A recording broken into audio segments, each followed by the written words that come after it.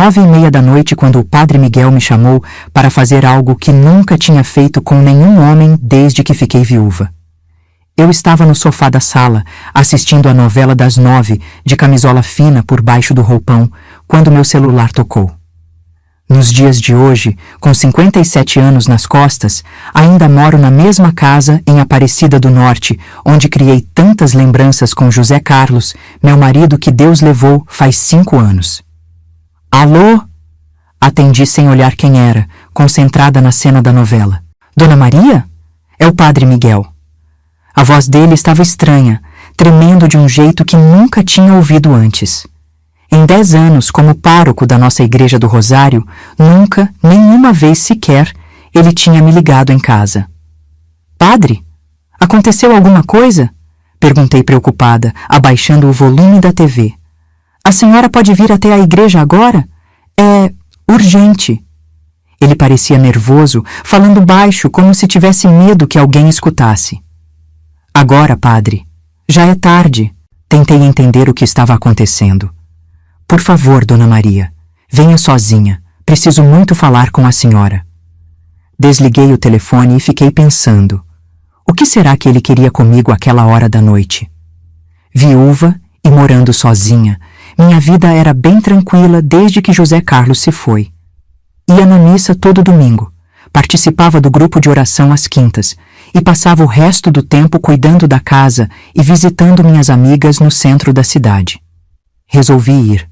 Vesti uma roupa decente, um vestido simples verde escuro, passei um batom clarinho e peguei as chaves do carro.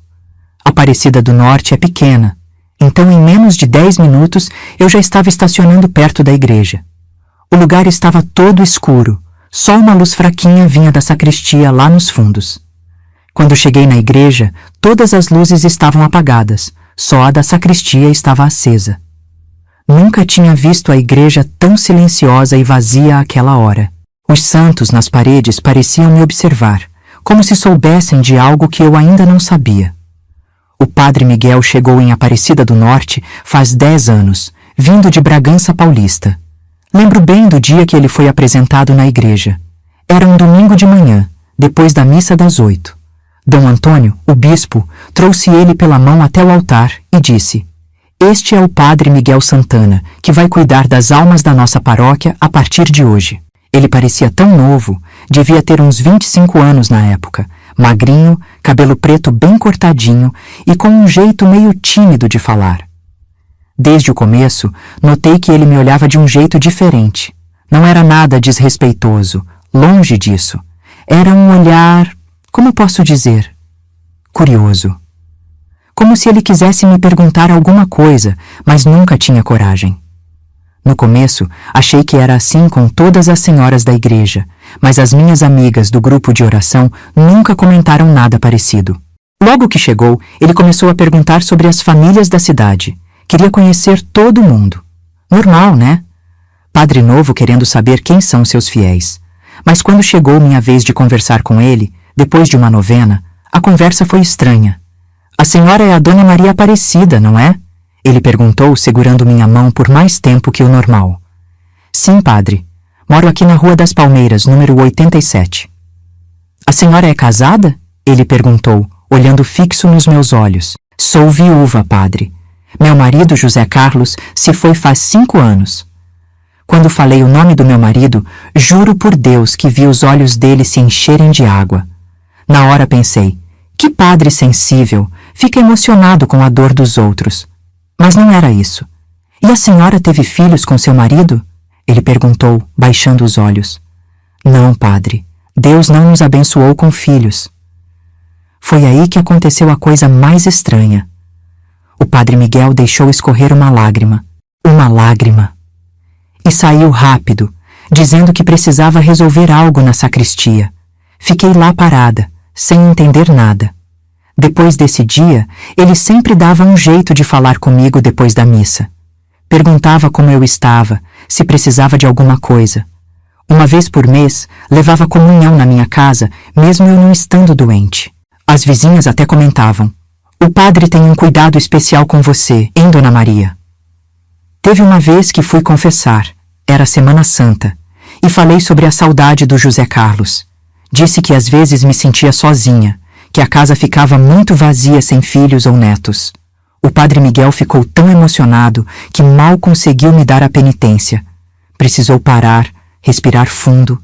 Saí do confessionário achando aquilo muito estranho. Que padre mais esquisito, pensei. Outra coisa que me chamava a atenção era quando ele perguntava sobre o meu marido. Queria saber de tudo. Onde ele trabalhava, o que gostava de fazer, como a gente se conheceu. No começo respondia com naturalidade, mas depois comecei a achar aquilo meio estranho. Um dia, ele me pediu uma foto do José Carlos. Disse que queria rezar por sua alma. Levei uma foto do nosso casamento, mas ele queria uma mais recente. Acabei levando uma que tiramos no Natal, 1 ano antes dele morrer.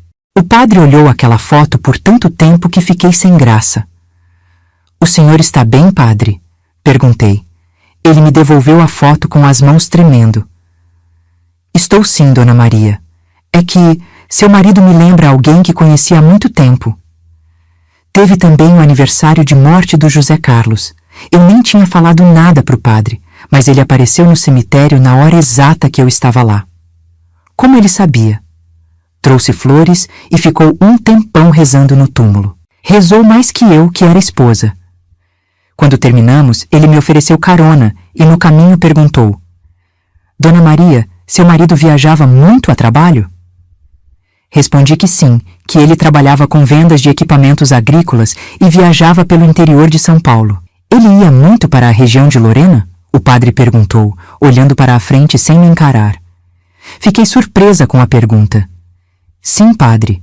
José tinha clientes em Lorena, Cachoeira Paulista, aquela região toda. Como o senhor sabe? Só imaginei, ele respondeu rápido. São cidades com muitas fazendas. Essas coisas foram acontecendo ao longo dos anos.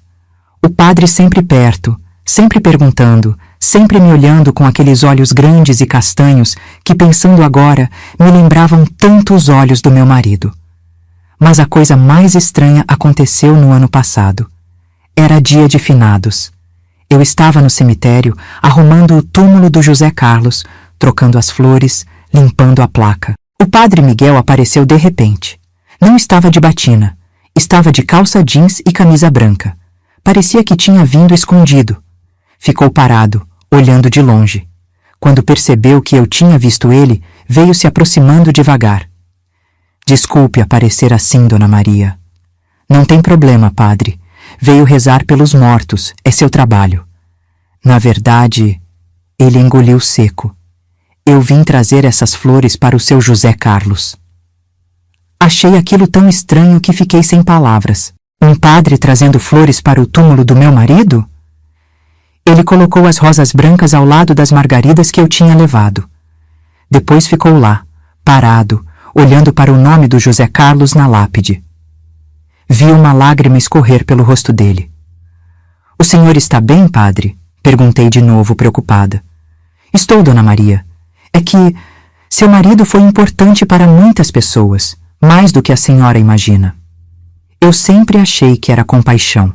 Achei que o padre Miguel era assim mesmo, emotivo, que se envolvia com a dor das pessoas da paróquia. Mas naquela noite, quando ele me ligou pedindo para eu ir até a igreja, eu finalmente descobri a verdade. Uma verdade que mudaria minha vida para sempre. A Igreja do Rosário ficava a 10 minutos da minha casa, perto da pracinha central de Aparecida. Já eram quase 10 horas da noite quando estacionei meu Palio velho do lado de fora. A rua estava deserta àquela hora. As lojas de artigos religiosos já tinham fechado faz tempo e só passava um ou outro carro de moradores voltando para casa. Olhei para a igreja escura e senti um arrepio. Nunca tinha visto a Igreja do Rosário tão silenciosa e vazia. Em todos esses anos morando em Aparecida, estava acostumada a ver aquele lugar cheio de fiéis, turistas, peregrinos. Agora parecia outra coisa, como se não fosse o mesmo lugar. As paredes brancas que de dia pareciam tão acolhedoras, à noite ganhavam um tom cinzento que dava medo. Será que é seguro entrar? Pensei comigo mesma enquanto apertava a bolsa contra o peito. O padre Miguel era um homem de Deus, isso eu sabia, mas aquele chamado tão tarde da noite não era normal. Respirei fundo e fiz o sinal da cruz. A porta lateral estava encostada, como ele tinha falado no telefone. Empurrei devagar e entrei. Por dentro, a igreja estava toda às escuras. Os vitrais coloridos que durante o dia deixavam a luz do sol entrar em raios coloridos, agora estavam pretos. As imagens dos santos nas paredes pareciam me observar na escuridão. Só dava para ver a luz fraca que vinha da sacristia, lá nos fundos. Padre Miguel, chamei baixinho, mas minha voz ecoou entre as paredes frias da igreja. Não houve resposta. Comecei a andar pelo corredor central entre os bancos vazios. O som dos meus passos batia no chão de pedra e voltava. Tec, tec, tec. Parecia que cada santo nas paredes acompanhava meu caminhar com os olhos. Nunca tinha notado como a Nossa Senhora das Dores parecia tão triste ali no canto, ou como o São José segurava o menino Jesus com tanto cuidado. Quanto mais eu me aproximava da sacristia, mais alto ficava um som estranho. Parecia um choro baixinho, como de criança, mas não era criança nenhuma. Quando cheguei na porta da sacristia, vi o Padre Miguel ajoelhado no chão de mármore frio. Ele estava virado de costas para mim, os ombros tremendo, soluçando como se o mundo tivesse acabado.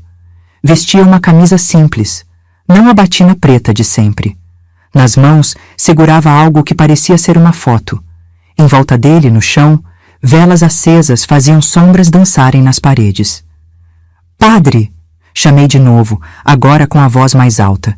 Ele se virou num pulo, como se tivesse levado um susto. Seus olhos estavam vermelhos e inchados. As lágrimas tinham marcado caminhos no seu rosto. Dona Maria, ele disse, levantando-se depressa e guardando a foto no bolso da calça. A senhora veio. O senhor me chamou, padre. Está tudo bem? O que aconteceu? Ele passou as mãos no rosto, tentando secar as lágrimas. Nunca tinha visto um padre chorando daquele jeito. Era como se toda a dor do mundo estivesse dentro dele. Não, Dona Maria, não estou bem. Ele respondeu com a voz tremendo. E é por isso que chamei a senhora aqui hoje. Mas o que houve, padre? Alguém morreu? Aconteceu algo na paróquia? Ele balançou a cabeça devagar e me olhou com aqueles olhos castanhos, tão parecidos com... não sei com quem, mas me eram familiar. Dona Maria, não vim confessar a senhora hoje. Ele fez uma pausa e respirou fundo. Vim me confessar para a senhora. Aquilo me deixou confusa. Padres se confessam com outros padres, não com os fiéis. O que ele estava querendo dizer? Não entendo, padre. Por favor, sente-se.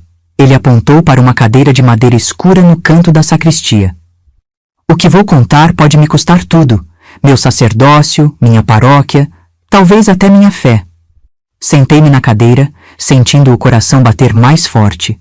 O padre fechou a porta da sacristia e sentou-se em frente a mim. A luz das velas fazia sombras estranhas no rosto dele, ressaltando as olheiras fundas, as rugas de preocupação que apareciam mesmo ele sendo ainda jovem. Dona Maria, eu venho guardando um segredo há anos, ele começou, com as mãos entrelaçadas sobre os joelhos. Um segredo que envolve a senhora e seu marido, José Carlos. Quando ele mencionou o nome do meu marido, senti um frio na barriga. José Carlos tinha morrido há 5 anos. O que o padre podia ter a ver com ele? Meu marido, mas... Como? O senhor nem o conheceu, padre. O senhor chegou depois que ele faleceu. Padre Miguel engoliu em seco e baixou os olhos. Não, Dona Maria. Eu conheci seu marido. Na verdade, eu fui a última pessoa a falar com ele antes de morrer. Naquele momento, senti como se o chão tivesse sumido debaixo dos meus pés. Como assim ele conheceu José Carlos? Porque nunca tinha me falado isso antes. Sente-se, Dona Maria, ele repetiu, percebendo meu choque. O que vou contar pode me custar tudo, mas não posso mais guardar isso dentro de mim. E foi assim que começou a noite que mudaria minha vida para sempre. Naquela sacristia escura, iluminada apenas por velas, o Padre Miguel estava prestes a revelar um segredo que ligava nossas vidas de uma forma que eu jamais poderia imaginar. O Padre Miguel respirou fundo, Sentou numa cadeira velha de madeira à minha frente e ajeitou o corpo como se aquela conversa fosse difícil até para ele começar. A luz das velas fazia sombras dançarem nas paredes de pedra da sacristia. Pelo jeito dele, parecia que ia me contar uma coisa que tinha guardado por muito tempo. Dona Maria, eu conheci seu marido, o José Carlos. Conheci ele há exatamente 3 anos. Ele falou com a voz baixa. Aquilo me deixou confusa. Como assim? José Carlos tinha morrido há 5 anos. Como o padre, que chegou depois, poderia ter conhecido ele? Padre, com todo respeito, acho que o senhor está enganado. Meu marido, José Carlos, faleceu há 5 anos. O senhor chegou em Aparecida há 10 anos, mas nunca encontrou ele. Pelo menos, não que eu saiba. O padre balançou a cabeça devagar. Não, Dona Maria, não estou enganado. Eu conheci seu marido quando ele estava no Hospital São Lucas, em Taubaté. Senti um frio na barriga. Taubaté? José Carlos tinha mesmo ficado internado em Taubaté nos últimos dias de vida. Depois que descobrimos o câncer no pâncreas, ele foi transferido para lá porque em Aparecida não tinha o tratamento que ele precisava. Como o senhor poderia ter conhecido meu marido em Taubaté, padre? O senhor nunca me falou nada sobre isso em todos esses anos. Ele engoliu seco. Eu fui chamado para dar a extrema unção. Estava substituindo o capelão do hospital naquela semana. Foi quando conheci seu marido.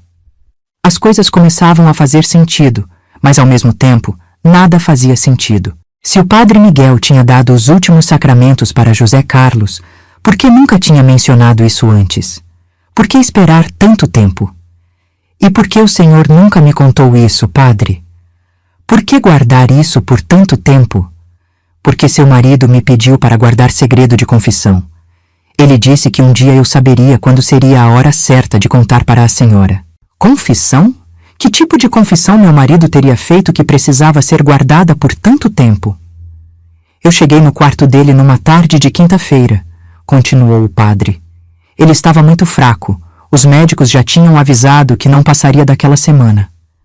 Quando entrei, ele olhou para mim de um jeito estranho. Como se tivesse me reconhecido, mas não era possível. Nós nunca tínhamos nos visto antes. O padre pegou um lenço do bolso e secou o suor da testa. A noite estava fresca, mas ele parecia estar com calor, nervoso. Seu marido pediu para ficar sozinho comigo. Pediu para os enfermeiros saírem. Disse que queria se confessar. Quando ficamos a sós, ele segurou minha mão com uma força que não parecia de um homem tão doente e disse: Sei que é o senhor, sei que é o padre de Aparecida. Fiquei surpreso porque não usava batina naquele dia. Estava de roupa normal.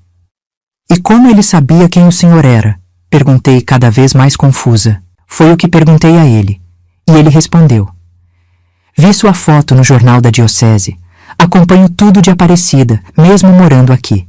Sabia que um dia o senhor ia aparecer. Deus quis assim. E então ele me pediu para se confessar. O padre fez uma pausa longa, como se estivesse revivendo aquele momento. Suas mãos tremiam enquanto segurava o lenço. Dona Maria, seu marido me falou sobre muitas coisas naquela tarde. Coisas que ele disse que nunca teve coragem de contar para a senhora. Falou sobre o quanto amava a senhora, sobre como se arrependia de algumas escolhas que fez na vida. Mas tinha uma coisa em especial, um segredo que ele guardou por muitos anos. Meu coração batia cada vez mais forte. Que segredo poderia ser tão grande assim? José Carlos me contou sobre uma mulher que conheceu em Lorena há muitos anos. Lorena? José Carlos realmente viajava muito para Lorena. Era vendedor de equipamentos agrícolas e fazia a região do Vale do Paraíba toda. Taubaté, Lorena, Guaratinguetá, Cachoeira Paulista. Passava dias fora de casa. Essa mulher se chamava Rita de Cássia, continuou o padre. Seu marido a conheceu quando trabalhou por um tempo fixo em Lorena, na fábrica da Basfé. Foi um relacionamento que aconteceu há mais de 35 anos. Tentei fazer as contas na minha cabeça. Há 35 anos, eu e José Carlos já éramos casados há uns 7 anos. Senti uma pontada no peito. Ele tinha me traído? Era isso que o padre queria dizer? Seu marido me contou que essa mulher, Rita de Cássia, engravidou. Senti como se alguém tivesse me dado um tapa na cara. Um filho? José Carlos tinha um filho com outra mulher? Ele me disse que nunca teve coragem de contar para a senhora. Quando Rita disse que estava grávida, ele voltou para a Aparecida e nunca mais viu ela. Mandava dinheiro todo mês, escondido, mas nunca conheceu a criança pessoalmente. As lágrimas começaram a rolar pelo meu rosto. José Carlos, meu marido de 45 anos, tinha escondido um filho de mim todo esse tempo? Não conseguia acreditar. A criança nasceu, um menino, continuou o padre, com a voz cada vez mais embargada. Rita o criou sozinha em Lorena. Ela nunca se casou, dedicou a vida toda ao filho. Seu marido me contou que o menino cresceu sabendo que o pai existia, mas que não quis assumir ele. Cresceu com essa mágoa. E onde está esse filho agora? Consegui perguntar entre soluços. Quando o menino tinha 15 anos, Rita de Cássia faleceu. Câncer, o mesmo que levou seu marido. O menino ficou sozinho no mundo, sem mãe, sem pai. E então, Dona Maria, ele tomou uma decisão que mudaria a vida dele para sempre. O padre se levantou, andou até a janela da sacristia, olhou para fora, para a noite escura, como se buscasse forças para continuar. O menino decidiu entrar para o seminário. Foi acolhido pelo Seminário Diocesano de Cachoeira Paulista. Tinha vocação, diziam os padres, dedicação e, principalmente, uma busca por família, por pertencimento. A igreja se tornou a família que ele nunca teve. Um arrepio percorreu minha espinha. Um pressentimento estranho começou a se formar dentro de mim. Seu marido me contou tudo isso no leito de morte, Dona Maria. Disse que sempre acompanhou a vida do filho de longe, sem nunca ter coragem de se aproximar. Até que um dia viu no jornal da diocese que esse menino tinha se tornado padre. Tinha sido ordenado e enviado para uma paróquia. O padre se virou para mim e, naquele momento, pela primeira vez, notei o quanto seus olhos eram parecidos com os do meu marido. O mesmo tom de castanho, o mesmo formato amendoado. Como nunca tinha percebido isso antes. Dona Maria, esse menino se tornou padre e foi enviado para a Aparecida do Norte, para a paróquia onde a senhora frequentava, o lugar onde vivia seu pai. O que o senhor está dizendo? Perguntei, quase sem voz, sentindo que estava prestes a ouvir algo que mudaria minha vida para sempre. O que estou dizendo, Dona Maria, é que esse filho que seu marido teve com Rita de Cássia, esse filho que cresceu em Lorena e se tornou padre, esse filho tem hoje 35 anos. Ele fez uma pausa, olhou bem nos meus olhos e completou. E ele está agora na sua frente. Padre Miguel respirou fundo depois de dizer aquilo, como se tirasse um peso dos ombros. Eu estava lá, sentada na sacristia escura, tentando entender o que ele tinha acabado de me contar. Meu marido José Carlos tinha um filho que eu nunca soube que existia, e esse filho tinha 35 anos. O José Carlos trabalhou na BASF em Lorena por 2 anos, Dona Maria, continuou o padre, com a voz baixa. A senhora lembra disso, não é? Lembrava, sim. Foi logo no começo do nosso casamento. José Carlos tinha conseguido um emprego bom na fábrica de químicos em Lorena. Ficou lá quase 2 anos. Vinha para casa só nos fins de semana, porque a viagem era longa e cansativa. Na época, eu até pensei em me mudar para lá, mas acabamos decidindo que seria melhor eu ficar em Aparecida, na nossa casa. Sim, lembro, respondi com a voz tremendo. Ele ia e voltava toda semana. Foi nessa época que ele conheceu Rita de Cássia, disse o padre, olhando para o chão. Ela trabalhava na cantina da fábrica, era jovem, tinha só 19 anos, José Carlos tinha 28. Fiz as contas rápido na cabeça. José Carlos teria uns 63 anos hoje se estivesse vivo. Se esse filho tinha 35 anos, realmente batia com a época que ele trabalhou em Lorena. Senti meu coração apertando. O que aconteceu entre eles? Perguntei, quase sem voz. Foi um caso que durou alguns meses. Rita se apaixonou. Quando descobriu que estava grávida, contou para ele. José Carlos ficou assustado. Disse que era casado, que não podia assumir a criança. Logo depois, pediu transferência de volta para a Aparecida e nunca mais falou com ela. Fechei os olhos por um momento. José Carlos, meu marido, com quem dividi 45 anos da minha vida, tinha abandonado uma moça grávida. Tinha um filho que eu nunca soube que existia. E o que aconteceu com Rita? Perguntei, engolindo o choro. Ela criou o filho sozinha, nunca se casou, dedicou a vida toda ao menino. José Carlos mandava dinheiro todo mês para ela, escondido. Uma quantia pequena, mas que ajudava. Ele mandava dinheiro? Isso me pegou de surpresa. Durante quanto tempo? Durante anos. Até o menino completar 18 anos. Ele parou depois disso. Lembrei que José Carlos sempre reclamava que o dinheiro não dava, que precisávamos economizar. Será que era por causa desse dinheiro que mandava para Rita? Tantos anos escondendo isso de mim. E o menino? Como ele cresceu? O padre olhou pela janela da sacristia, como se estivesse vendo o passado lá fora. Cresceu sabendo que tinha um pai que não quis conhecê-lo. Rita não escondia isso dele. Dizia que o pai era um homem casado, de Aparecida, que tinha outra família. O menino cresceu com essa mágoa. Sempre perguntava por que o pai não queria nem ao menos vê-lo uma vez. E qual é o nome dele? Perguntei, sentindo um nó na garganta. Miguel, respondeu o padre. Rita o batizou como Miguel José. O José era por causa do pai. Miguel José, o mesmo nome do padre. Uma coincidência estranha. Quando Miguel tinha 15 anos, Rita descobriu um câncer no pâncreas, o mesmo que levaria seu marido anos depois. Ela lutou por quase um ano, mas não resistiu. Morreu quando o menino tinha quase 16 anos. Nossa Senhora! Sussurrei, fazendo o sinal da cruz. E o que aconteceu com o menino? Ficou sozinho no mundo? Não tinha ninguém para cuidar dele. Os avós já tinham morrido. Rita era filha única. Miguel foi para um abrigo em Lorena. Foi lá que ele descobriu sua vocação. Ou melhor, onde ele pensou que poderia encontrar a família que nunca teve. Ele entrou para a igreja? Perguntei, começando a entender onde o padre queria chegar. Sim. Com 17 anos, Miguel entrou para o seminário de Cachoeira Paulista. Descobriram que ele tinha vocação para o sacerdócio. Era dedicado, estudioso, tinha fé verdadeira. Terminou os estudos e foi ordenado padre com 25 anos. Foi então que o peso da verdade começou a cair sobre mim. A idade batia, o nome batia, a história toda começava a fazer sentido. Padre, falei com a voz quase sumindo. O senhor está dizendo que... Ele me interrompeu suavemente. Seu marido nunca soube o que aconteceu com o filho depois que Rita morreu. Perdeu o contato quando parou de mandar dinheiro.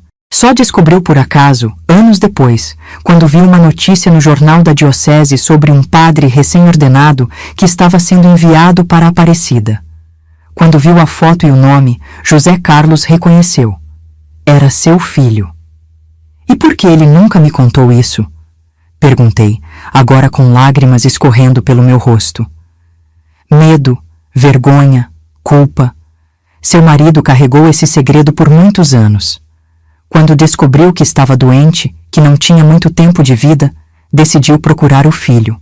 Descobriu que ele era padre aqui em Aparecida, mas não teve coragem de se aproximar diretamente.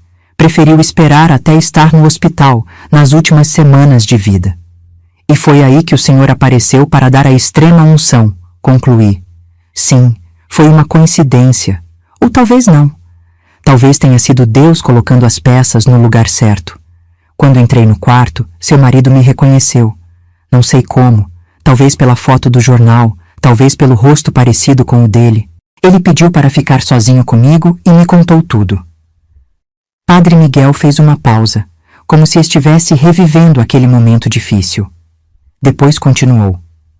Seu marido me disse que estava arrependido, que seu maior pecado na vida foi ter abandonado o filho, que não merecia perdão, mas que precisava me contar a verdade antes de morrer. E o que o senhor sentiu quando descobriu? Perguntei, olhando diretamente para o padre. Ele fechou os olhos por um momento antes de responder. No começo, raiva. Muita raiva. Passei a vida toda me perguntando por que meu pai não me queria. E ali estava ele, morrendo, pedindo perdão. Não foi fácil. Queria gritar com ele, dizer o quanto sofri, o quanto minha mãe sofreu. Mas o quê? Mas ele estava morrendo, estava fraco, sofrendo, e eu sou um padre, meu dever é perdoar. Então eu o perdoei, Dona Maria. Dei a absolvição ao meu próprio pai sem que ninguém soubesse. Fiquei com ele até o final. As peças se encaixavam. O jeito como o padre sempre me olhava, as perguntas sobre José Carlos, a emoção quando falava do meu marido. Era tudo tão claro agora. E por que o senhor esperou tanto tempo para me contar? Perguntei finalmente. Medo. Não sabia como a senhora reagiria, se me odiaria por ser filho do seu marido com outra mulher, se me culparia por ter escondido isso. Além disso, seu marido me pediu para esperar. Disse que a senhora precisava de tempo para lidar com a perda dele primeiro. Mas a verdade, Dona Maria, é que eu não aguentava mais carregar esse segredo sozinho. Depois do padre contar toda aquela história, ficou um silêncio pesado na sacristia. Só se ouvia o barulho das velas queimando e nossa respiração. Eu estava tentando entender tudo. Meu marido José Carlos tinha um filho de 35 anos, um filho que agora estava na minha frente, vestido de padre. O padre Miguel se levantou da cadeira onde estava sentado. Deu alguns passos até a janela da sacristia. Ficou de costas para mim, olhando para fora, onde só se via a escuridão da noite. Quando se virou, vi que ele estava chorando de novo. As lágrimas escorriam pelo rosto dele sem parar, e foi então que pela primeira vez reparei de verdade nos olhos dele. Aqueles olhos castanhos, os mesmos do José Carlos. Como eu não tinha percebido antes, agora que sabia, era tão claro. O formato do rosto, o jeito de falar, até o modo de andar, lembravam tanto meu marido. Por 10 anos esse homem tinha estado tão perto e eu nunca imaginei. 10 anos olhando para o filho do meu marido sem saber quem ele era. Dona Maria, ele falou, olhando direto nos meus olhos, esse menino sou eu. Mesmo já tendo entendido tudo, ouvir aquelas palavras da boca dele me fez tremer. Era como se o mundo parasse de girar por um instante. Eu descobri quem era meu pai só no leito de morte dele. Passei a vida toda sem saber, achando que ele não me queria, que tinha me abandonado porque não me amava. E então, do nada, ele aparece morrendo num hospital, me chama e diz que é meu pai. Ele enxugou as lágrimas com as costas da mão, como uma criança faria. A senhora imagina o que é isso? Descobrir seu pai quando já não dá mais tempo de conhecer ele? Quando ele já está morrendo? Não, eu não podia imaginar. Nunca tinha passado por nada parecido. E o pior, continuou ele, descobrir que ele sempre soube onde eu estava, que me viu virar padre, que acompanhou minha vida de longe, sem nunca ter coragem de se aproximar. Ele se sentou de novo, agora mais perto de mim. Suas mãos estavam tremendo. Quando ele me contou tudo, fiquei com raiva, muita raiva. Queria gritar com ele, perguntar por que nunca me procurou, por que abandonou minha mãe. Mas ele estava morrendo, sofrendo de dor. Não era a hora de cobranças. O padre Miguel respirou fundo, como se tentasse se controlar. Fiquei com ele nos últimos dias. Dei a extrema unção para meu próprio pai. Ouvi a confissão dele. Ele me pediu perdão tantas vezes que perdi a conta. E você perdoou ele? Consegui finalmente perguntar. Sim, não foi fácil, mas perdoei. Sou padre, Dona Maria. Meu dever é perdoar. E ele estava realmente arrependido. Disse que seu maior arrependimento na vida não foi ter me abandonado, mas ter escondido de mim e da senhora a verdade. Disse que a senhora merecia saber. Por que esperou tanto tempo para me contar? Perguntei, sentindo uma mistura de tristeza, confusão e até um pouco de raiva. Medo, ele respondeu simplesmente. Há 10 anos procuro coragem para contar. Fui transferido de Bragança Paulista para cá justamente porque pedi. Queria conhecer a senhora, saber como era a mulher que meu pai amou por toda a vida. Mas quando cheguei aqui e a conheci, o medo tomou conta. E se a senhora me odiasse? Se me culpasse por ser fruto de uma traição? Se não quisesse mais me ver? Por isso fiquei apenas observando de longe, tentando conhecer a senhora aos poucos. Ele baixou os olhos, envergonhado. Eu sei que deveria ter contado antes. Sei que foi errado guardar esse segredo por tanto tempo. Mas cada vez ficava mais difícil. Como eu iria chegar depois de anos e dizer: Dona Maria, sou filho do seu marido com outra mulher? Eu entendi o medo dele. Se fosse comigo, talvez tivesse feito o mesmo. Como dizer algo assim? Como encontrar as palavras? E agora? Perguntei. Por que decidiu contar agora? Porque não aguento mais, Dona Maria. Não aguento mais carregar esse segredo sozinho. Desde que meu pai morreu, a senhora é a única família que me resta no mundo. Aquelas palavras caíram como pedras no meu coração. A única família que me resta no mundo. Esse homem, esse padre, esse filho do meu José Carlos, não tinha mais ninguém. Nem pai, nem mãe, nem irmãos. Ninguém. Só eu. Eu, que nem sabia da existência dele até aquela noite. Olhei para ele, para aquele homem de 35 anos que estava chorando na minha frente como um menino perdido, e vi o José Carlos. Vi meu marido nos olhos dele, no jeito dele, na voz dele. E naquele momento, algo mudou dentro de mim. A raiva que eu podia ter sentido deu lugar a uma coisa estranha, um sentimento que eu nunca tinha sentido antes. Era como se um espaço vazio dentro de mim, um espaço que eu nem sabia que existia, começasse a ser preenchido. O que a senhora está pensando? Ele perguntou, preocupado com meu silêncio. Estou pensando que José Carlos devia ter me contado, respondi com sinceridade. Estou pensando que ele devia ter assumido você, ter sido um pai de verdade. Estou pensando em como sua mãe deve ter sofrido, criando um filho sozinha. E estou pensando em você, crescendo sem pai, depois sem mãe, carregando esse peso todo. Ele apenas concordou com a cabeça, sem dizer nada. Mas também estou pensando, continuei, que agora entendo muitas coisas. O jeito como você sempre me olhava, as perguntas sobre José Carlos, as lágrimas quando eu falava dele. A senhora está com raiva de mim? Ele perguntou com a voz pequena. Era uma pergunta difícil. Estava com raiva?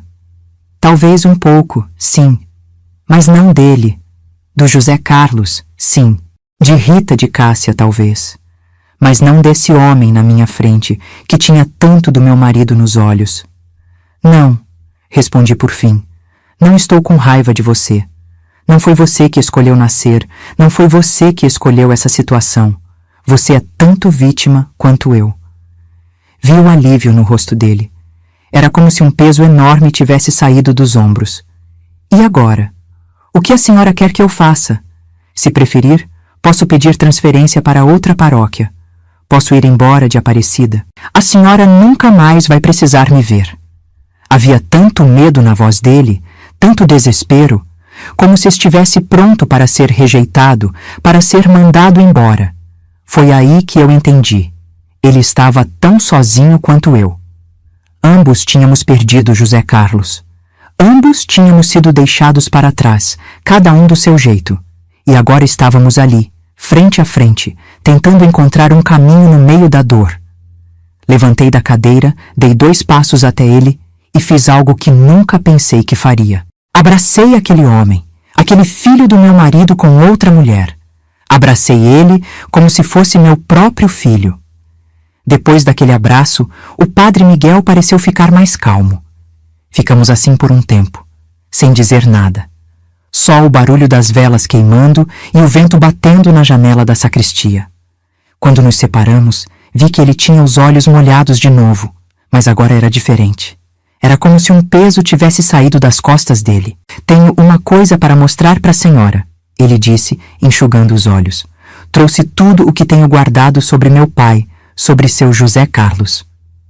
Ele foi até um armário antigo no canto da sacristia, onde os padres guardam os paramentos. De lá tirou uma pasta de papel amarelada, daquelas com elástico. Parecia velha, como se tivesse sido aberta e fechada muitas vezes.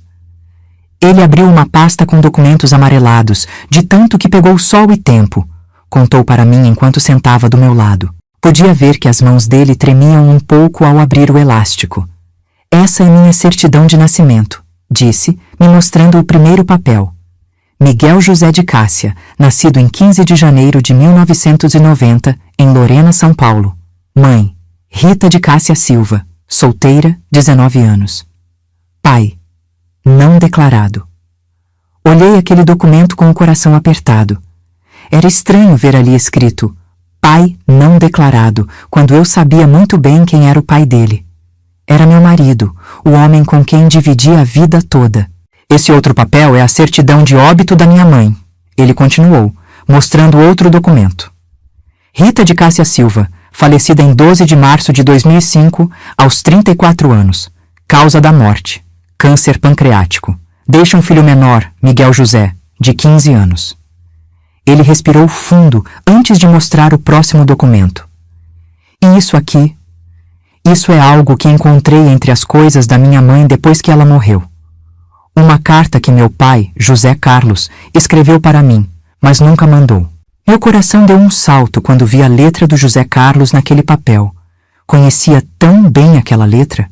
Era a mesma com que ele escrevia bilhetinhos para mim, a mesma das listas de compras que deixava na geladeira.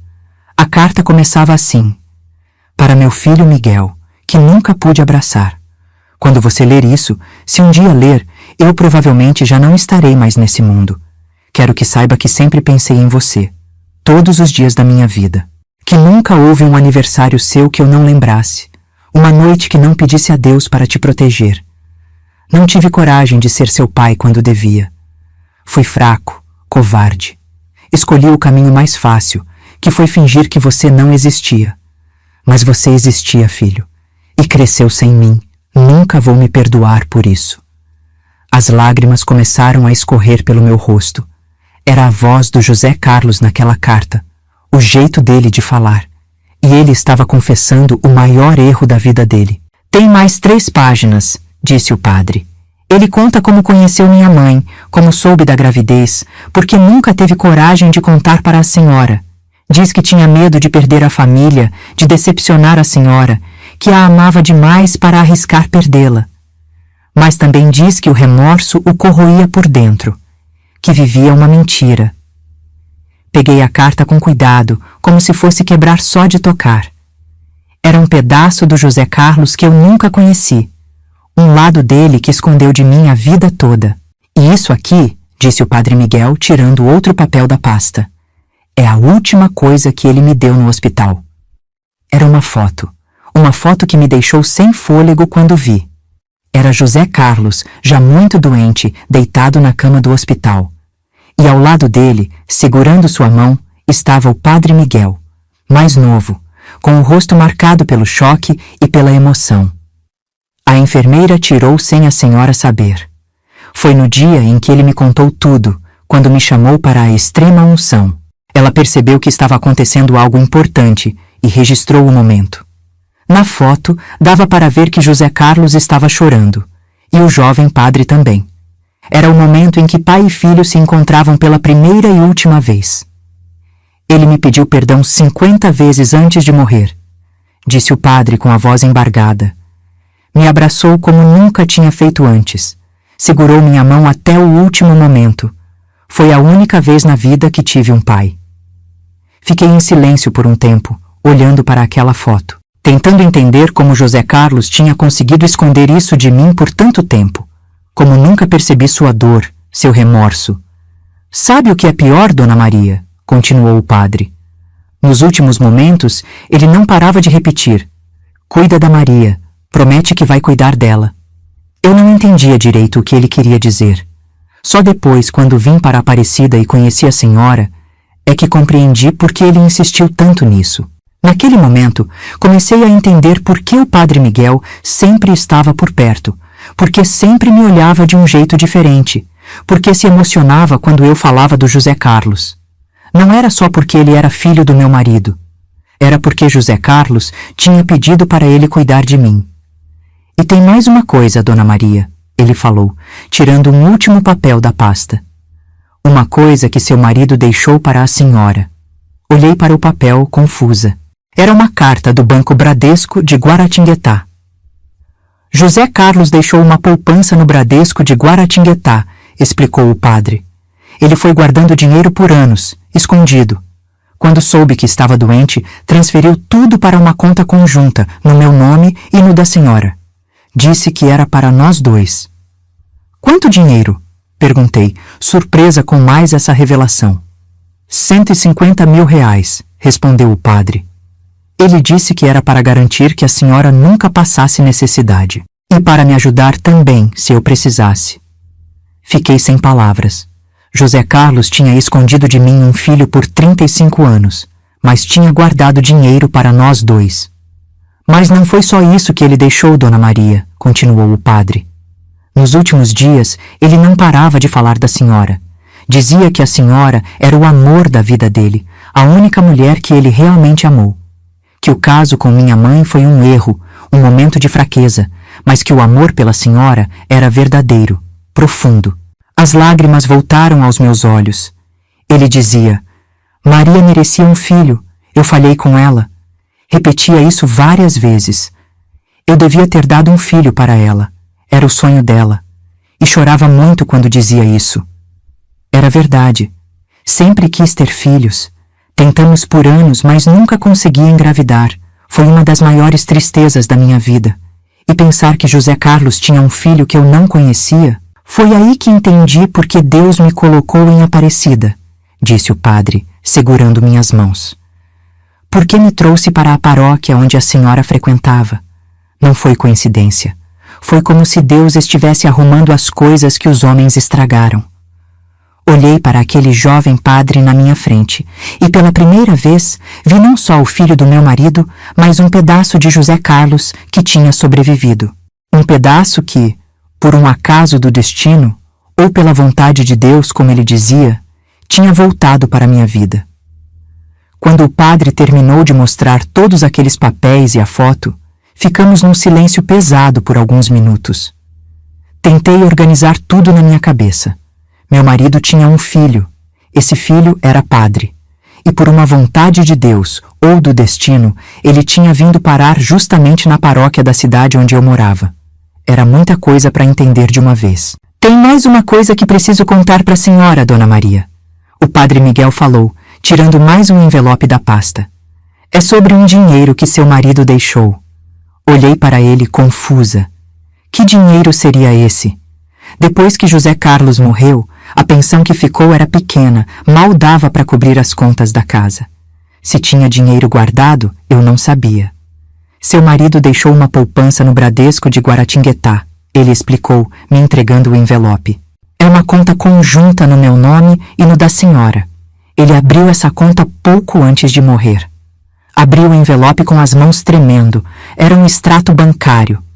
Quando vi o valor, quase caí da cadeira. 150 mil reais? Falei sem acreditar. De onde veio todo esse dinheiro? José Carlos me contou que foi juntando ao longo de muitos anos, respondeu o padre. Disse que guardava um pouco todo mês, escondido. Era o que sobrava do salário depois de mandar dinheiro para minha mãe. Fiquei pensando em todas as vezes que José Carlos dizia que não tinha dinheiro para uma viagem que eu queria fazer, ou para trocar os móveis da sala que já estavam velhos. Quantas vezes ele disse que precisávamos economizar. E todo esse tempo ele estava guardando dinheiro sem me contar. Por que ele nunca me falou sobre esse dinheiro? Perguntei, ainda espantada. Acho que era um tipo de seguro, um jeito de garantir que a senhora ficaria bem se acontecesse algo com ele. E também, o padre hesitou um pouco. Um jeito de compensar por ter me abandonado quando eu nasci. E ele deixou esse dinheiro para nós dois? Sim. Disse que era para dividirmos, para a senhora ter uma velhice tranquila e para mim, bem, para o que eu precisasse. Mas a verdade é que não preciso desse dinheiro, Dona Maria. A igreja cuida de mim. Tenho tudo o que preciso. Esse dinheiro é mais seu do que meu. Não, Miguel, falei, usando o nome dele sem o padre pela primeira vez. Se José Carlos deixou para nós dois, então é de nós dois. Ele sorriu, Parecia aliviado com minha reação. Talvez esperasse que eu ficasse brava, que quisesse o dinheiro todo para mim. Mas como eu poderia? Esse rapaz tinha crescido sem pai, perdido a mãe tão jovem. Se José Carlos queria dividir esse dinheiro entre nós, quem era eu para discordar? Seu marido falava muito da senhora, sabia? Disse o padre, mudando um pouco de assunto. Nos últimos dias no hospital, quando já estava muito fraco, ele não parava de repetir seu nome. É mesmo? Perguntei, sentindo o coração apertado. Sim, ele falava da senhora o tempo todo. Dizia que a senhora era o amor da vida dele, a única mulher que ele realmente amou. Que o caso com minha mãe foi um erro de um homem jovem, mas que o amor pela senhora era verdadeiro, profundo. As lágrimas voltaram aos meus olhos. Mesmo com tudo o que descobri naquela noite, saber que José Carlos me amava de verdade era um conforto. Ele se culpava muito, continuou o padre. Dizia que tinha falhado com a senhora de muitas formas, principalmente porque sabia quanto a senhora queria ter filhos. Era verdade. Sempre quis ter filhos. Tentamos por anos, mas nunca consegui engravidar. Foi uma das maiores tristezas da minha vida. Ele repetia: Maria merecia um filho. Eu falhei com ela. Eu devia ter dado um filho para ela. Era o sonho dela. E chorava quando dizia isso. Fiquei imaginando como teria sido se José Carlos tivesse me contado sobre o filho dele. Se tivéssemos acolhido o menino quando a mãe dele morreu, teríamos sido uma família diferente. Foi aí que entendi por que Deus me colocou em Aparecida, disse o padre, pegando minhas mãos entre as dele. Porque me trouxe para a paróquia onde a senhora frequentava. Não foi coincidência. Foi como se Deus estivesse arrumando as coisas que os homens estragaram. Fiquei pensando nisso. Será que era verdade? Será que Deus tinha trazido o filho de José Carlos para perto de mim por alguma razão? Para consertar um erro do passado? Quando meu pai, quer dizer, quando José Carlos estava morrendo, continuou o padre, ele me pediu para olhar pela senhora, para garantir que a senhora estaria bem. Na época, não entendi direito o que ele queria dizer, mas depois, quando o bispo me mandou para a Aparecida, comecei a perceber que talvez fosse mais do que coincidência.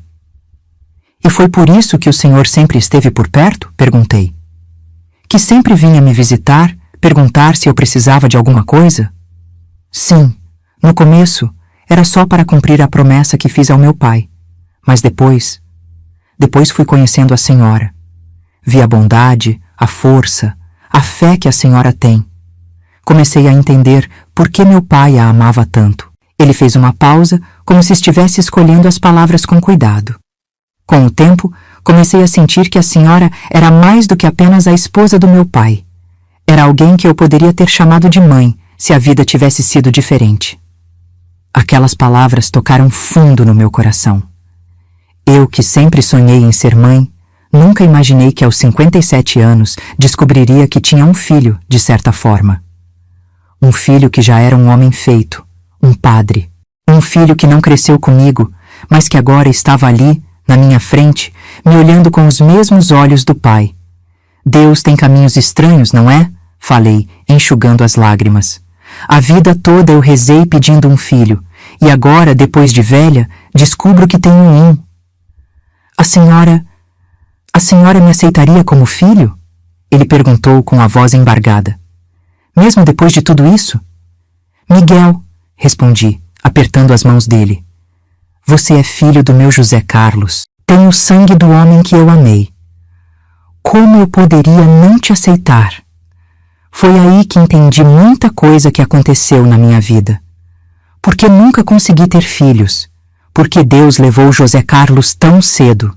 Porque esse padre jovem veio parar na nossa paróquia. Tudo tinha uma razão. Tudo fazia parte de um plano maior que eu não podia entender antes. Olhei aquele homem de 35 anos chorando como um menino na minha frente. Um padre, filho do meu marido, que carregou um segredo pesado por tanto tempo. E de repente, me vi abraçando ele como se fosse meu próprio filho. Era um sentimento estranho que nunca tinha sentido antes. Uma mistura de tristeza por tudo o que aconteceu, raiva do José Carlos por ter escondido isso de mim a vida toda e um carinho que brotava do nada por esse homem que tinha o sangue do homem que amei. Miguel, falei, segurando as mãos dele entre as minhas, ninguém escolhe como vem ao mundo. Você não teve culpa de nada. Nem a Rita teve culpa. Quem errou foi o José Carlos. A senhora não me odeia? Ele perguntou, com os olhos vermelhos de tanto chorar. Como eu poderia odiar você? É como se Deus tivesse me dado um presente que eu nunca esperei receber.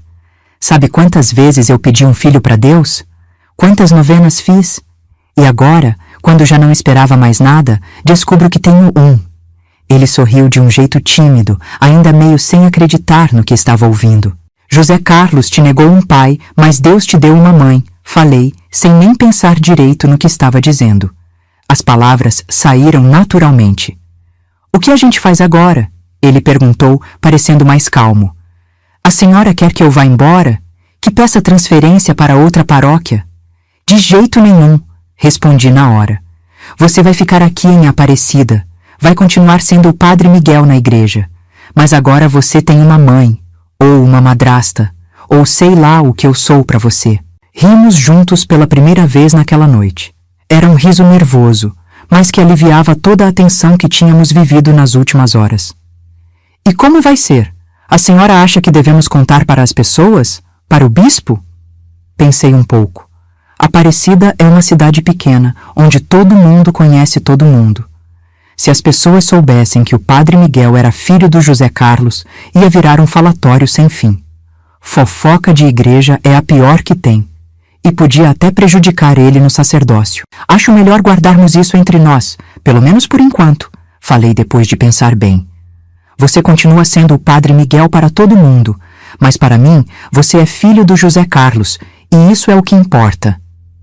E a gente vai se ver? Ele perguntou, parecendo uma criança insegura. Claro que vamos. Todo domingo, depois da missa, você vem almoçar lá em casa. Faço aquela macarronada que você gosta. Como a senhora sabe que gosto de macarronada? Ele perguntou surpreso. Ora, já faz 10 anos que o senhor almoça na quermesse da igreja. Sempre repete o prato de macarronada que eu faço. Achava que eu não tinha reparado? Ele sorriu de novo, agora mais relaxado. Era estranho como, mesmo depois de uma revelação tão grande, a gente conseguia encontrar um jeito de se conectar com coisas simples do dia a dia. E o dinheiro que meu pai deixou? Ele perguntou. É nosso, respondi. Vamos usar quando precisar. Se você quiser ajudar alguém da paróquia que esteja passando necessidade, se precisar de algo para você mesmo, ou se eu precisar de alguma coisa, é nosso, de nós dois, como ele queria. Decidimos que naquela noite já tínhamos falado o suficiente. Eram quase meia-noite e eu precisava voltar para casa. Ele se ofereceu para me levar, mas preferi ir sozinha. Precisava de um tempo para pensar em tudo aquilo, para absorver cada detalhe dessa história que tinha virado minha vida de cabeça para baixo. Quando cheguei em casa, sentei na cama que tinha dividido com José Carlos por tantos anos e chorei. Chorei de tristeza, de raiva, mas também chorei de alívio. Como se um mistério tivesse finalmente sido resolvido. Sempre senti que faltava alguma coisa na minha vida, mesmo quando José Carlos era vivo. Agora entendia o quê. No domingo seguinte, depois da missa, o Padre Miguel veio almoçar em casa pela primeira vez. Fiz macarronada, como tinha prometido. Ficamos horas conversando, ele me contando da vida dele, eu contando histórias do José Carlos que ele nunca tinha ouvido. Era como se estivéssemos preenchendo espaços vazios, tanto na vida dele quanto na minha. E assim começou nossa nova rotina. Todo domingo, depois da missa, ele vinha almoçar em casa. No começo, as pessoas da igreja até estranharam um pouco. Por que o padre sempre vai almoçar na casa da Dona Maria? Ouvi algumas vizinhas comentando. Inventamos que eu estava ajudando ele a escrever um livro sobre a história de Aparecida. Era mentira, claro, mas serviu para calar as línguas mais fofoqueiras. Com o tempo, fomos nos conhecendo melhor. Descobri que, além dos olhos, ele tinha herdado do José Carlos o jeito de rir, aquele som gostoso que começa baixinho e vai aumentando. Também tinha o mesmo gosto por música sertaneja raiz e o mesmo jeito de coçar a cabeça quando estava pensando em algo difícil. E ele descobriu que eu fazia o melhor bolo de fubá da cidade. que gostava de assistir novela das 9 sem perder um capítulo e que conhecia todas as plantas medicinais que se podia encontrar na região. Já se passaram 6 meses desde aquela noite na sacristia da Igreja do Rosário. 6 meses que mudaram completamente minha vida. De uma viúva solitária que vivia de lembranças, me tornei uma espécie de mãe para um homem de 35 anos. Um filho que chegou tarde, mas que encheu minha casa e meu coração de um jeito que nunca imaginei que seria possível. Achei que nossa história tinha chegado ao fim, que agora era só viver essa nova realidade que Deus tinha nos dado. Mas semana passada, algo aconteceu que mostrou que a história do José Carlos, da Rita, do Miguel e minha ainda tinha capítulos por vir. E esse algo tem nome, sobrenome e 33 anos de idade. Semana passada, eu estava arrumando as flores do altar da Igreja do Rosário, como faço toda sexta-feira. Gosto de fazer esse serviço voluntário porque me deixa perto do Miguel, mesmo que ninguém saiba que ele é filho do meu marido. Depois de 6 meses convivendo com ele, começamos a criar uma rotina confortável.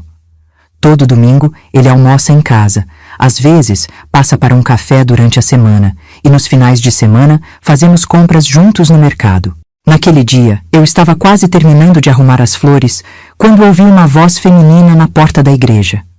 Com licença, estou procurando o Padre Miguel.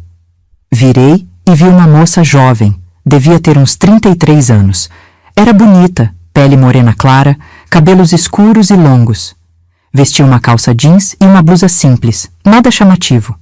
Mas tinha um jeito de olhar que me lembrou alguém. Só não consegui identificar quem na hora. O padre está na secretaria, minha filha. Quer que eu chame ele? Sim, por favor. Diga que a Aparecida veio falar com ele. Aparecida de Lorena. Quando ela falou Lorena, senti um frio na barriga. Lorena era a cidade onde Rita de Cássia tinha morado, onde Miguel tinha nascido. Tentei disfarçar minha reação e fui chamar o Miguel na secretaria. Padre, tem uma moça lá na igreja procurando pelo senhor. Disse que se chama Aparecida e veio de Lorena. Vi o rosto dele mudar na hora. Ele largou a caneta que estava usando, levantou-se rápido e foi comigo até a igreja. Aparecida? Ele falou ao ver a moça. Ela se virou e quando viu o padre, os olhos dela encheram de lágrimas. Ficaram os dois se olhando por um tempo, como se não acreditassem no que viam. Miguel, ela falou finalmente. Eu te procurei por tanto tempo. Como você me achou? Vi uma foto sua no jornal da diocese. Reconheci na hora. Você é a cara da nossa mãe. Nossa mãe? Senti minhas pernas fraquejarem.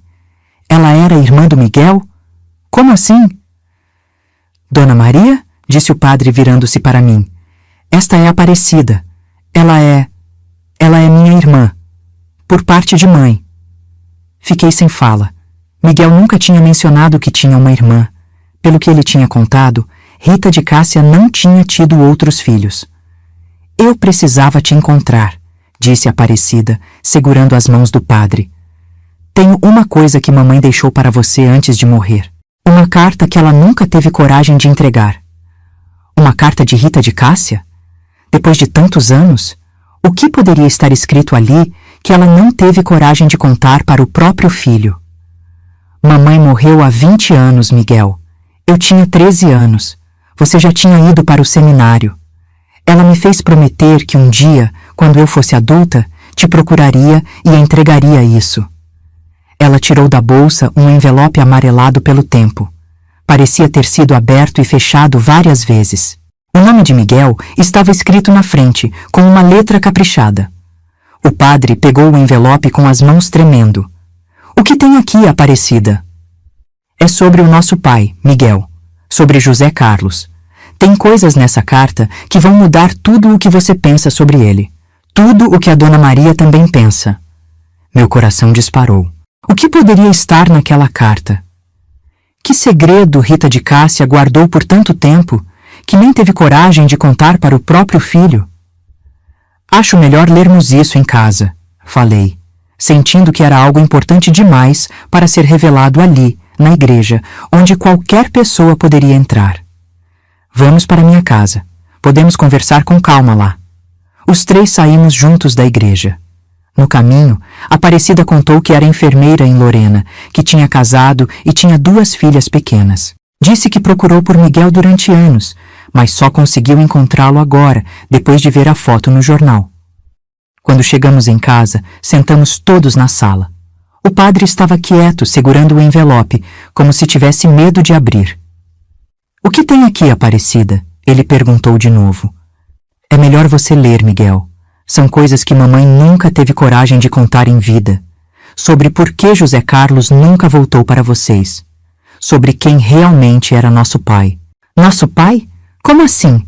José Carlos era pai dos 2? O padre finalmente abriu o envelope e começou a ler a carta.